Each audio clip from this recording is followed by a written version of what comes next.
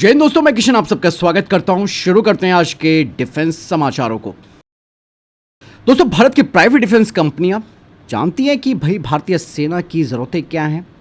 यही वजह है कि भारत की एक प्राइवेट सेक्टर की कंपनी जिसका नाम वेदा एरोनॉटिक्स है, अब उन्होंने अपना एक नया हाई स्पीड इंटरसेप्टर ड्रोन तैयार किया। और दोस्तों, ये ड्रोन दुश्मन के ड्रोन को जैम नहीं करता। मतलब ये सॉफ्ट किल वाला ड्रोन नहीं है, बल्कि ये हार्ड किल सॉल्यूशन के साथ आएगा। यानी कि ये सीधे दुश्मनों के ड्रोन को टक्कर मारकर उन्हें खत्म कर देता है। इसकी मारक क्षमता 5 किलोमीटर से ज़्यादा बताई जा रही है और ये 10 मिनट तक उड़ सकता है। और इवन सबसे बड़ी बात पता है क्या है यहाँ पे, इसमें AI बेस्ड गाइडेंस सिस्टम लगा है, जो कि अपने टारगेट को खुद पहचान कर उसका पीछा करता है और फिर उस पर सटीक हमला करता है। यानी कि गलती की कोई गुंजाइश नहीं होती है। इवन ये सिस्टम जासूसी ड्रोन, कामिकेजी ड्रोन और स्वार्म ड्रोन्स जैसे बड़े हवाई खतरों से भी रक्षा कर सकता है। और आपको मैं एक चीज़ और बता दूं, ये जो भारत की प्राइवेट सेक्टर की कंपनी वेदा एरोनॉटिक्स है, वो AI swarm drones, air launch drone swarm system और साथ ही हैप्स प्लेटफॉर्म पर भी काम कर रही है। यही वजह है भारत की प्राइवेट डिफेंस की कंपनियां आत्मनिर्भर भारत अभियान को ध्यान में रखते स्वदेशी सॉल्यूशंस तैयार कर रही है। वहीं दोस्तों, कुछ रिपोर्ट्स बताती हैं कि भारतीय वायुसेना का C-130J सुपर हरकुलिस अब पहले से ज़्यादा दूर तक उड़ सकता है। हाल ही में अमेरिका की कंपनी लॉकहीड मार्टिन ने इंडियन एयरफोर्स को extended range C-130J super Hercules का नया वेरिएंट का ऑफर किया है। इस नए मॉडल में बड़े अंडरविंग फ्यूल टैंक्स लगाए गए हैं, जिससे कि एयरक्राफ्ट ज़्यादा दूरी तक बिना रुके उड़ान भर सकता है। और इवन इसमें ब्लॉक 8.1 एवियोनिक्स भी दिया गया है, जिससे कि बेहतर नेविगेशन, कम्युनिकेशन, मिशन प्लानिंग और डेटा लिंक जैसी मॉडर्न सुविधाएं ये प्रदान करता है। और ये अपग्रेड खास तौर पर लद्दाख, अंडमान निकोबार और हिंद महासागर क्षेत्र में लंबे मिशनों के लिए काफ़ी उपयोगी माना जा रहा है। और साथ ही लॉकहीड मार्टिन ने टाटा एडवांस सिस्टम के साथ मिलकर इन एयरक्राफ्ट के कुछ हिस्से भारत में तैयार करने का प्रस्ताव भी दिया है, जिससे कि मेक इन इंडिया को और मजबूती मिल सकती है। और हमारी वायुसेना ऑलरेडी C-130J से काफ़ी फैमिलियर भी है। यही वजह है कि भारतीय वायुसेना की जो MTA प्रोग्राम है, उसमें C-130J भी एक मेन कंटेंडर है। दोस्तों, नेत्रा मार्क 2 अवाक्स को लेकर भी एक बड़ी अपडेट सामने आई है। कुछ रिपोर्ट्स बताती हैं कि भारत का नया नेत्रा मार्क 2 अवाक्स 500 किलोमीटर से ज़्यादा दूर तक दुश्मन की गतिविधियों पर नजर रखेगा। रिपोर्ट में कहा गया है कि DRDO का नेत्रा मार्क 2 अवाक्स अब फुल डेवलपमेंट फेज पर पहुंच गया है। और आप सबको मालूम भी है कि नेत्रा मार्क 2 को एयरबस A321 पर तैयार किया जा रहा है, जिसमें कि स्वदेशी गैलियम बेस्ड आईसर रडार लगाया जाएगा, जो कि बड़े हवाई लक्ष्यों को 500 से 550 किलोमीटर तक पहचानने की क्षमता देगा। इवन ये ड्रोन, क्रूज मिसाइल्स और लो रडार सिग्नेचर वाले लक्ष्यों का भी आसानी से पता लगा सकता है। भारत का ये अवाक्स 8 घंटे तक लगातार उड़ान भर सकता है। इवन हवा में इसमें ईंधन भी भरा जा सकता है। मैं आपको एक चीज़ और बता दूं, यहाँ पर ये जो प्रोग्राम है ये काफ़ी कॉम्प्लेक्स भी है, क्योंकि एक एयरलाइनर को अवाक्स में बदलना, जिसमें टाइम लगता है, ऑब्वियस सी बात है। नया गैलियम रडार को भी डेवलप करना, इस सिस्टम को इस एयरक्राफ्ट में इंटीग्रेट भी करना, इसमें थोड़ा वक्त लग सकता है। लेकिन दोस्तों, अगर ये प्रोग्राम हमारा वाकई में आगे बढ़ता है और अपने टाइम पर ये सामने आता है, तो भारतीय वायुसेना की हवाई निगरानी और बैटल मैनेजमेंट क्षमता दोनों में बड़ा चेंज आ सकता है। फिलहाल यहाँ पर एक चीज़ और ध्यान देने वाली बात है दोस्तों, क्योंकि डिफेंस की न्यूज़ है, इसमें हम कुछ भी स्पेकुलेशन नहीं लगा सकते हैं। और आगे जो मैं आपको खबरें भी बताऊँगा, उसमें भी ये बात आपको सुनने को मिलेगी, जिसमें कि केवल जो हमारे पास रिपोर्ट्स आती हैं उसी के आधार पर हम आपको ये खबरें बताते हैं।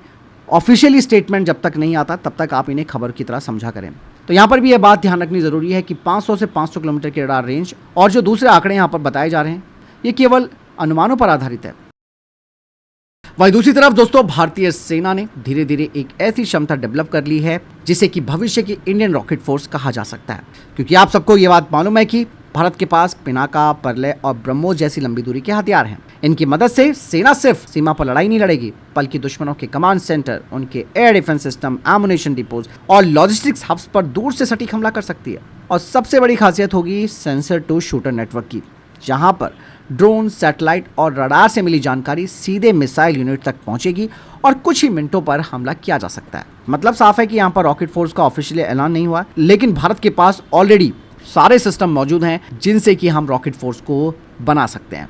इवन यहाँ पर डिफेंस एक्सपर्ट्स का कहना है कि अगर आपके पास एक इफेक्टिव रॉकेट फोर्स है, तो इसके लिए आपके पास मजबूत कमांड एंड कंट्रोल सिस्टम होना चाहिए, रियल टाइम इंटेलिजेंस नेटवर्क आपका मजबूत होना चाहिए और तीनों सेनाओं के बीच बेहतर तालमेल का होना भी जरूरी है।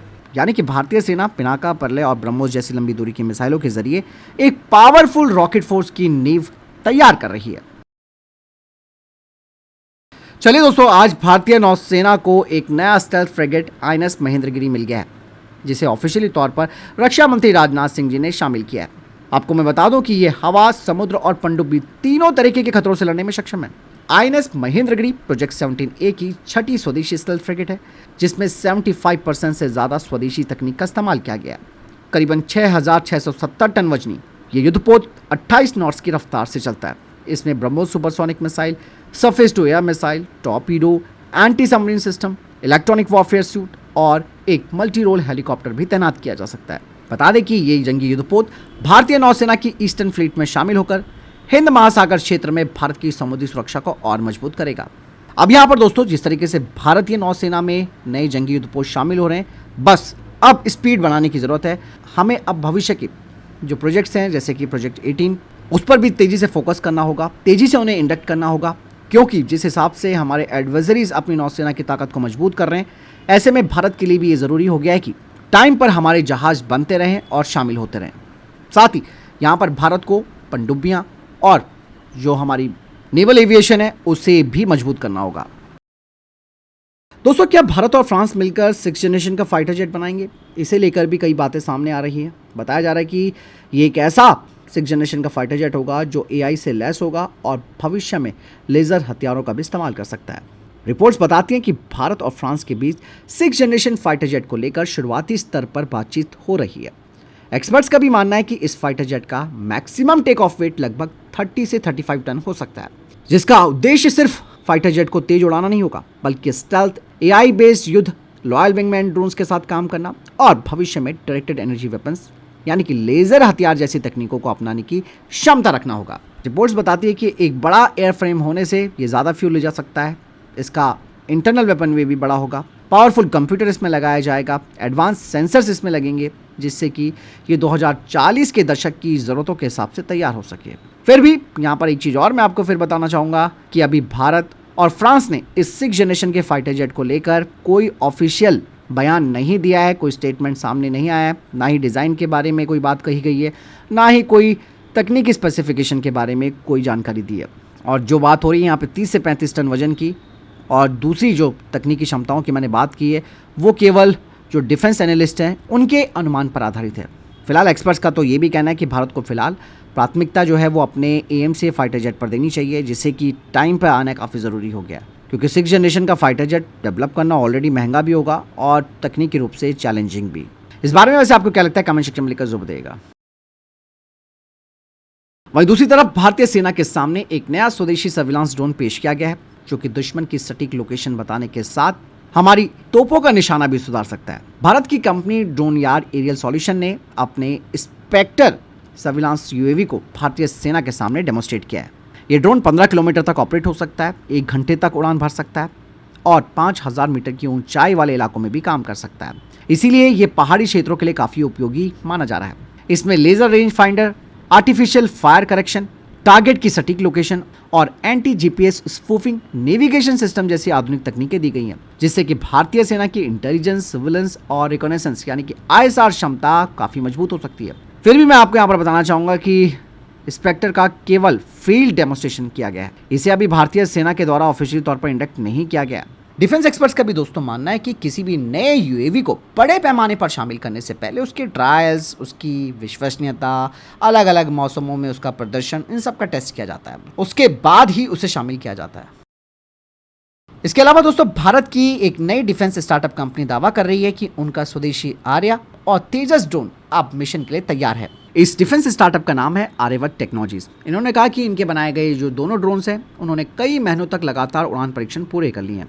कंपनी कह रही है कि इन ड्रोन्स का भीषण गर्मी में परीक्षण किया गया और इंडियन आर्म फोर्सेस के सीनियर अधिकारियों के सामने इनका टेस्ट किया गया।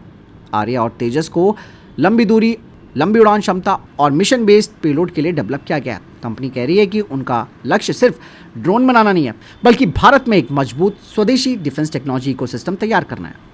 तो कंपनी अपनी तरफ से दावा कर रही है, लेकिन भारतीय सेना या फिर रक्षा मंत्रालय ने इन UAVs के लिए कोई ऑफिशियली ऑर्डर या इंडक्शन की घोषणा नहीं की है। तो फिलहाल इधर देखिए टॉप डिफेंस अपडेट्स। वीडियो के सामने कोई प्रश्न, जवाब या आपको कोई सवाल है, कमेंट सेक्शन में जरूर पूछेगा। वीडियो को लाइक शेयर जरूर कीजिएगा, चैनल जरूर सब्सक्राइब कीजिएगा। ख्याल रखिएगा अपना। जय हिंद, वंदे मातरम।